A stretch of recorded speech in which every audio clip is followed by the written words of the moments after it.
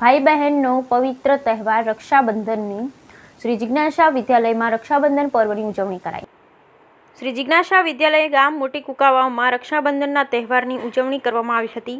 શાળામાં અભ્યાસ કરતા કેજીથી ધોરણ 8ના દરેક ભાઈઓ તથા બહેનોએ સાથે મળી અને આ પવિત્ર તહેવારની ઉજવણી કરેલ હતી।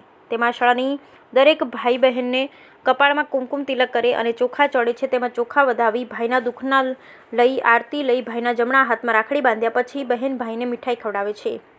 બહેન ભાઈને અંતરના આશીર્વાદ આપે છે। શાળાના દરેક ભાઈ શાળાની દરેક બહેનને ભેટ આપે છે, તેને વીરપસલી કહે છે। આમ શાળામાં રક્ષાબંધનનો પવિત્ર તહેવાર ઉજવવામાં આવ્યો। શ્રી જિજ્ઞાસા વિદ્યાલયમાં આ દિવસને વધુ યાદગાર બનાવવા માટે બ્રહ્મકુમારી એટલે કે ઓમ શાંતિના બહેનોએ પણ આ પવિત્ર પર્વ પર શાળામાં હાજરી આપી હતી। તેમજ દરેક વિદ્યાર્થીઓને રક્ષાબંધન પર્વ વિશે અને માતા પિતાને રિલેટેડ થોડી જાણકારી આપી।